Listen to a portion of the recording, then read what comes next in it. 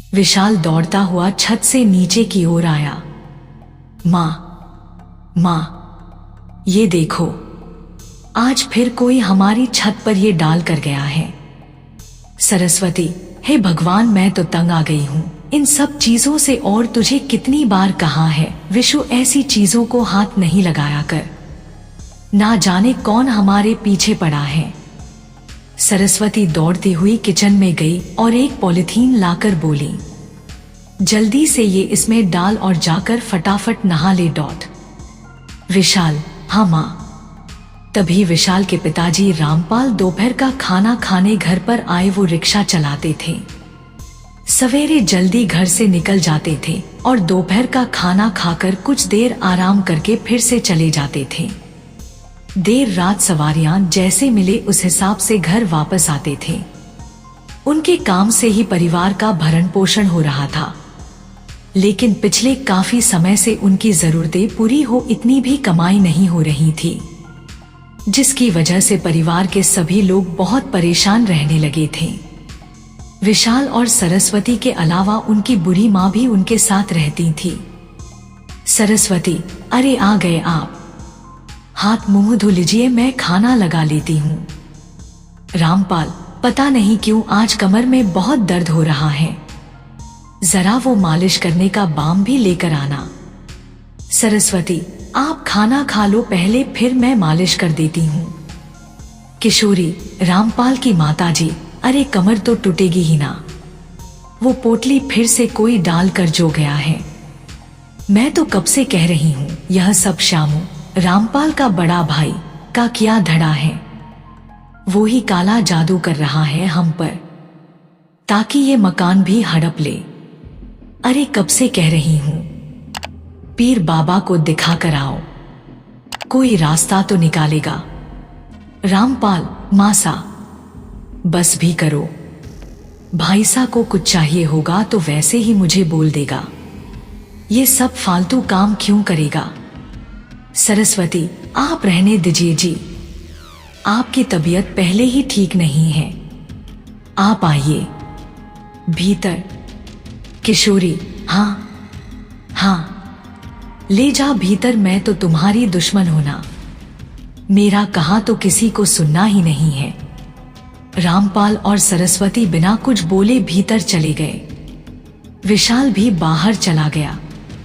कुछ देर बाद सरस्वती बाहर आई। मासा, उठिए खाना खा लीजिए। किशोरी, अरे बहुरिया, मैं क्या कुछ गलत कह रही हूँ। अरे बीटू, रामपाल की अक्ल पर तो पत्थर पड़े हैं, भाई के प्यार में अंधा है।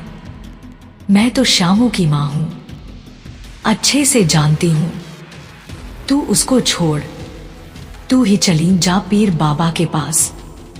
सरस्वती, मासा, वो तो सब ठीक है, पर मैं अकेली, और फिर इनको पता चला तो किशोरी, अरे पूरा दिन तो बाहर होता है, पता कैसे चलेगा।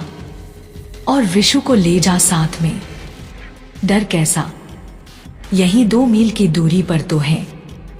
सरस्वती, ठीक है मासा, कल देखती हूं। किशोरी, अरे काल करे सो आज करें, आज करें सो अब। बीटू, अभी जाए फिर चली जाना।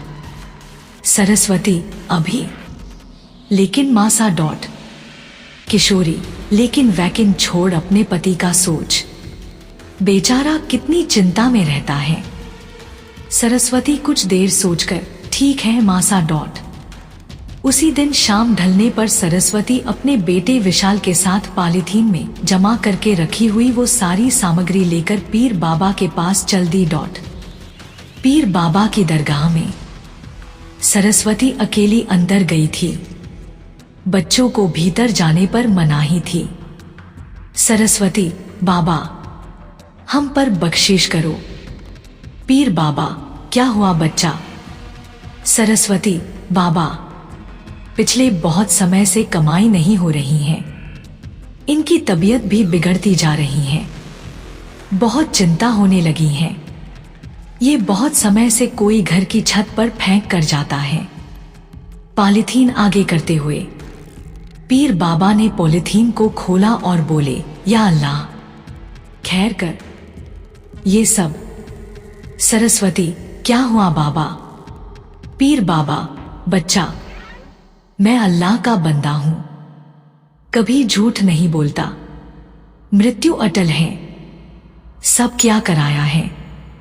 सरस्वती, मैं समझी नहीं बाबा। पीर बाबा, बच्चा, तेरे पूरे घर पर काला जादू किया गया है। ये देख, इस पोटली में क्या है? श्मशान की राख, कौए का खून, तिराहे की मिट्टी, काली दाल, कीले, कटा हुआ नींबू, इंसान की अस्थि, सब तेरे सामने ही है बच्चा। तुम पर बहुत गहरा साया मंडरा रहा है, धीरे धीरे सब खत्म कर देगा। सरस्वती वो सब देख और सुनकर डर गई। लेकिन बाबा, कौन है वो, और हम पर ही क्यों?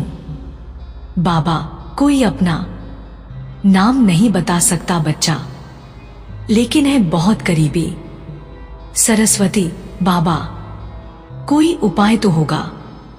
बाबा, बाबा के पास आई हैं तो उपाय जरूर बताऊंगा बच्चा, लेकिन मुझे भी अल्लाह से पूछना पड़ेगा। अगले 7 दिन रोजाना तुझे यहां आना पड़ेगा। मैं कुछ सामान लिख कर देता हूं, वो लेकर समय पर आ जाना। तेरी सारी परेशानी का हल मिल जाएगा। लेकिन बस एक बात का ध्यान रखना बच्चा, अपने बेटे को साथ मत लाना और घर के बाहर किसी को इस बारे में खबर मत देना।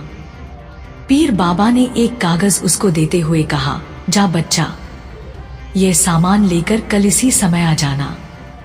खुदा हाफिज, अल्लाह खैर करे। सरस्वती वहां से विशाल को साथ लेकर घर की ओर चल दी। घर जाकर उसने किशोरी को सारी बातें बताई। किशोरी और सरस्वती दोनों चिंता में आ गई। अगले दिन और आने वाले 7 दिन सरस्वती बाबा के पास नियमित समय पर जाने लगी, उनकी बताई हुई सारी सामग्री लेकर, जिसने 7 नींबू, 7 कीले, काले रंग की गुड़िया, चौराहे की मिट्टी, काली मटकी, 7 दीपक, लाल कपड़ा, कबूतर का खून शामिल था। सरस्वती पहले दिन तो बहुत डर रही थी, लेकिन किशोरी के जोर देने और पति की रक्षा के लिए उसने हिम्मत दिखाई। 8वें दिन पीर बाबा ने सरस्वती से कहा, बच्चा, मैंने विधिवत 7 दिन क्रिया की तुम्हारे ऊपर काले जादू को विफल करने की। लेकिन सरस्वती, लेकिन क्या बाबा? बाबा, बच्चा, ये क्रिया बिना बलि के अधूरी है। अब तुम्हें किसी की बलि देनी पड़ेगी, तभी सब कुछ खत्म हो पाएगा। सरस्वती घबराकर, बलि? वो मैं कैसे दे सकती हूं बाबा? पीर बाबा, घबराओ नहीं, बलि तुझे नहीं देनी है, तुझे बस इंतजाम करना है। आने वाली अमावस्या के दिन से पहले तुम्हें एक 8-9 साल की पवित्र कन्या को यहां लेकर आना है। अमावस्या की रात को उसकी बलि हम देंगे, उसके बाद तुम्हारे सारे काम बन जाएंगे। लेकिन एक बात याद रखना, अगर ये बलि नहीं दी गई तो अब तक किया गया सारा कार्य विफल तो होगा ही, उल्टा भी हो जाएगा। यानी फिर तेरे परिवार में से किसी एक की मृत्यु निश्चित है। सरस्वती को काटो तो खून नहीं, उसकी हालत खराब हो चुकी थी। सारी बातें सुनकर वो सिर झुकाकर बिना कुछ बोले वहां से चली गई। घर आकर जब उसने किशोरी को यह बात बताई तो किशोरी ने तुरंत उसका समाधान बता दिया। सरस्वती, नहीं नहीं मासा, ये आप क्या कह रही हैं? काजल बेटी जैसी है मेरी, मैं ऐसा नहीं कर सकती। किशोरी बेटी तो नहीं है ना? और तूने सुना नहीं पीर बाबा ने क्या कहा था? घर का करीबी ही है। श्यामू के अलावा कौन है हमारा करीबी? और कौन सा उसकी बेटी में मोह है? वो तो खुद बेटे ना होने की वजह से तुमसे दुश्मनी कर रहा है, और फिर काजल तो यहाँ आती रहती है। उसे ले जाने में तुझे ज्यादा परेशानी भी नहीं होगी। एक बार शांति से बैठकर सोच इस बारे में, वरना हम में से किसी को कुछ हो गया तो एक बार को मैं मर भी गई तो गम नहीं, लेकिन किसी सरस्वती नहीं। नहीं मानसा, शुभ शुभ बोलिए। बहुत सोच विचार कर आखिरकार सरस्वती ने किशोरी की बात मान ली। उसका दिल अभी भी गवाही नहीं दे रहा था, पर परिवार का सोचकर वो मजबूर हो गई थी। सरस्वती बाबा के कहे अनुसार अमावस्या से पहले काजल श्यामलाल की छोटी बेटी को लेकर पीर बाबा की दरगाह की ओर चल दी। हर एक बढ़ते कदम के साथ उसकी धड़कनें बढ़ती जा रही थी। उसे समझ नहीं आ रहा था कि क्या वो सही कर रही है। चलते चलते रास्ते में सरस्वती को एक सूखा कुआं दिखाई दिया। सरस्वती उस कुएं के पास गई और वहां सिर पर दोनों हाथ रखकर बैठ गई और रोने लगी। काजल, क्या हुआ चाची, आप रो क्यों रहे हो? काजल ने उसके आंसू पोंछते हुए पूछा। ना जाने अचानक सरस्वती को क्या सूझा। वो गांव की ओर वापस आई और काजल को उसके घर छोड़ दिया। फिर उसी पल वो तेज कदमों से उसी सूखे कुएं के पास वापस आई और बोली, अगर मेरे परिवार में से किसी एक की मृत्यु निश्चित है तो मेरी ही क्यों नहीं? मैं उस बच्ची की बलि नहीं दे सकती। ऐसा कहकर उसने कुएं में छलांग लगा ली।